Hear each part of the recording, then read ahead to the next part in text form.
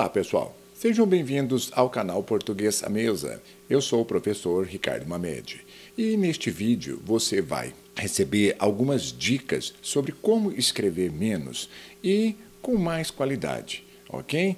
Algumas dicas reveladoras aqui, super simples, para você montar com mais, digamos, concisão o seu parágrafo na sua redação, ok? Então, vamos lá ver como isso funciona. Partiu para a aula. Vamos começar aqui com uma frase um pouco até complicadinha de entender. Escrever menos é mais. O que significa isso? Você deve estar pensando, não é? Então, quer dizer, eu devo escrever pouco para falar pouco, mas não se esqueça que isso é a ideia. Por quê?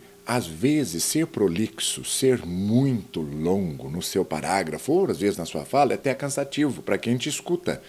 E a gramática te ajuda muito a ver esse tipo de situação. Então, escrever com menos palavras e com mais qualidade. Eu vou te mostrar como você vai fazer isso. Então, me acompanhe aqui na aula e vamos ver o que nós vamos fazer para melhorar o seu desempenho.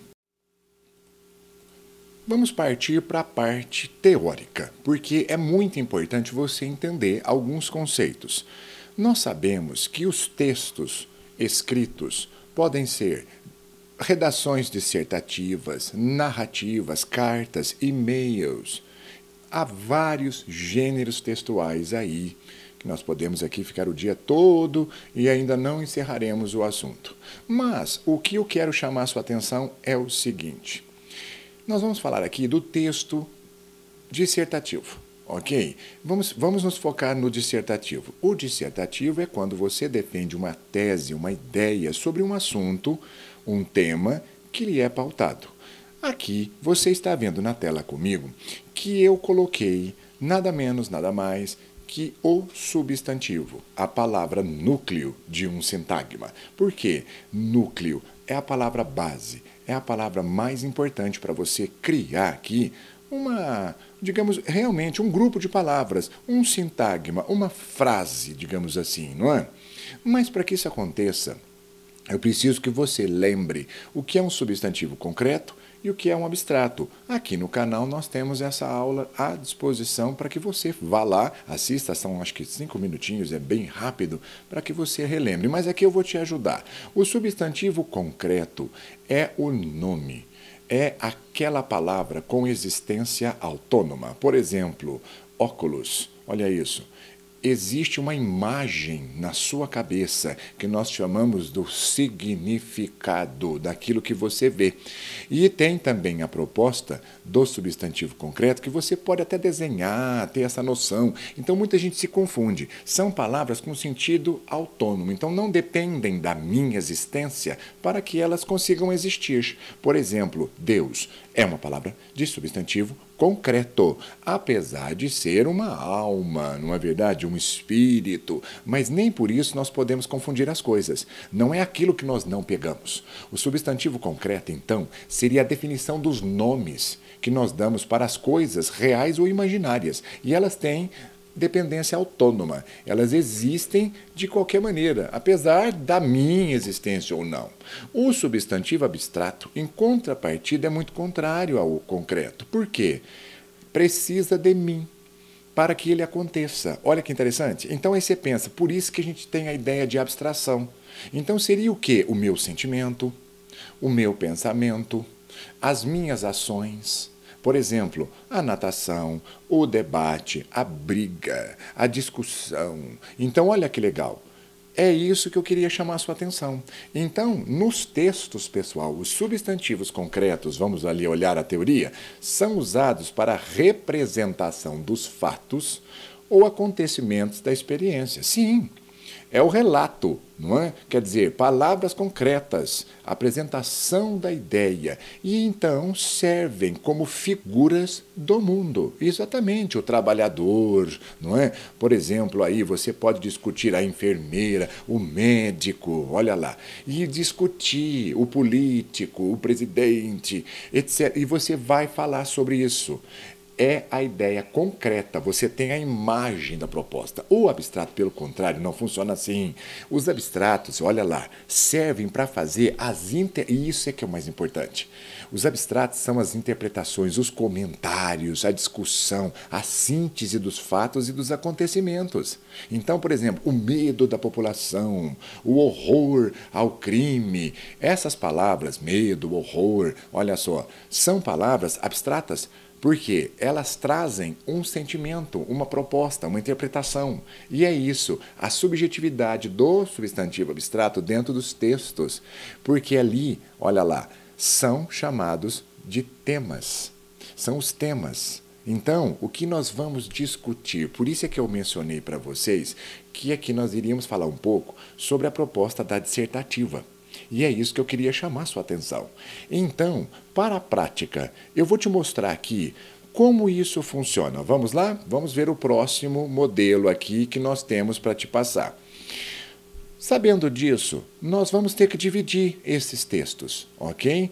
Os textos figurativos são os que têm a predominância dos substantivos concretos. Então, por exemplo, uma historinha, uma narrativa, o Chapeuzinho Vermelho, olha ali, ó, a Bela e a Fera, a história de Thor. Então, vários. Estou aqui inventando isso, mas eu digo o seguinte, pode ser uma historinha que você também conte como narrativa, mas não também tome como verdade que o texto dissertativo não contém substantivos concretos. Pelo amor de Deus, não é isso que nós estamos falando aqui.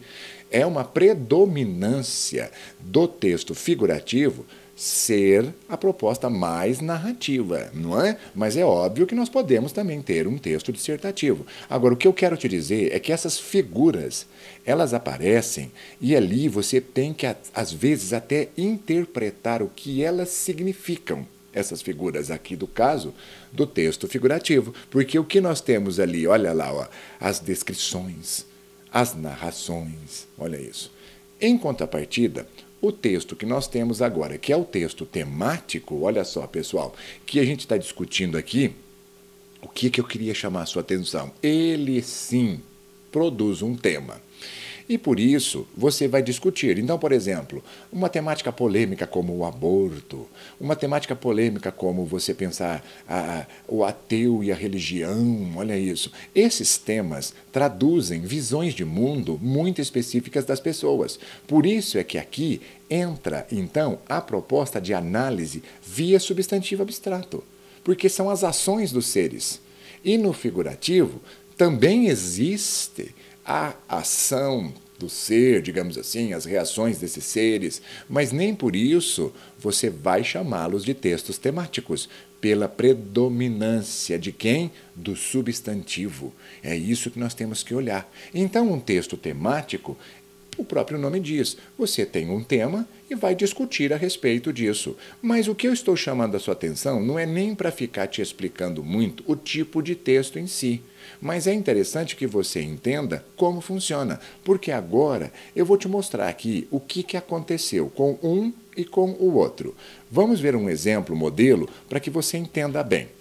Olhe este texto. Este texto aqui escrito, ele é figurativo. Simplesmente figurativo. Mas ele passa uma mensagem aí que não é uma narrativa, não é uma historinha, percebeu? Por isso que a gente tem que chamar a atenção de vocês. A predominância aqui é que contém substantivos concretos. Vamos ler. Para cortar cana, usava-se uma enorme quantidade de trabalhadores. Veja lá, trabalhadores, olha essas palavras. Não é? Trabalhadores aparelhados com ferramentas acionadas pelas mãos.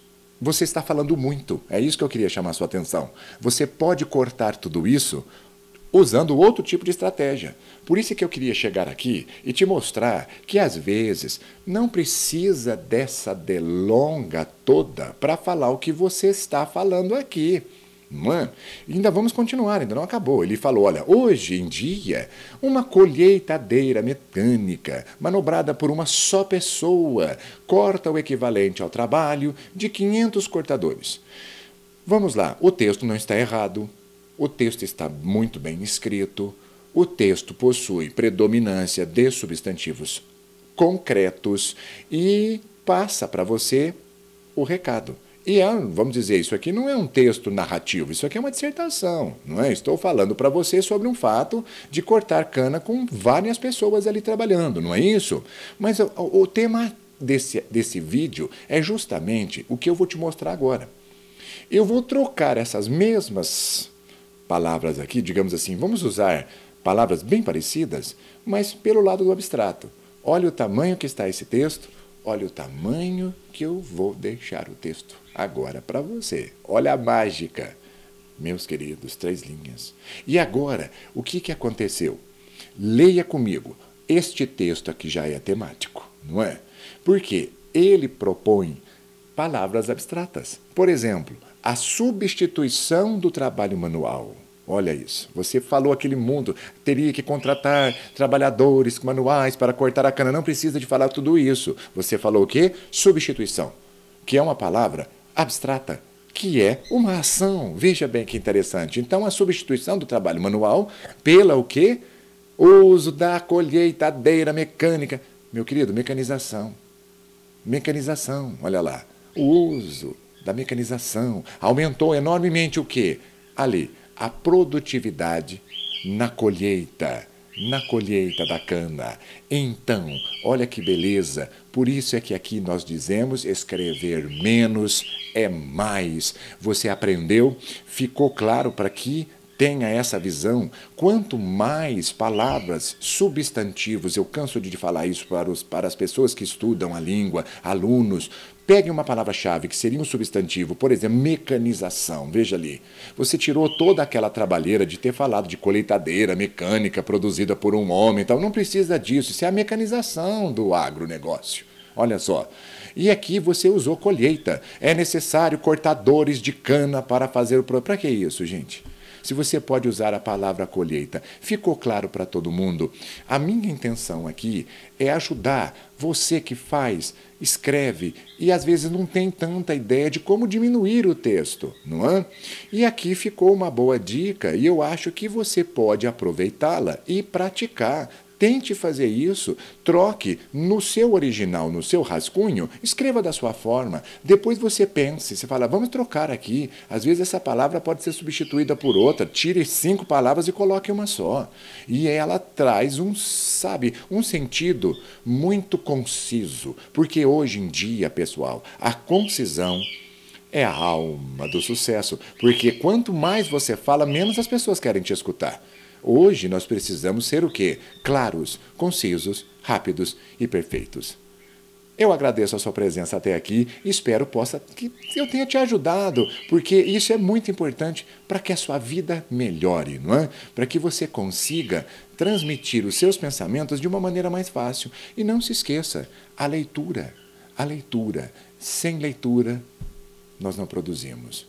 Faça isso. Um grande abraço a todos e aqui fica a dedicação do canal Português à Mesa para sempre ajudá-los com conhecimentos. Um grande abraço a todos. Até o próximo vídeo.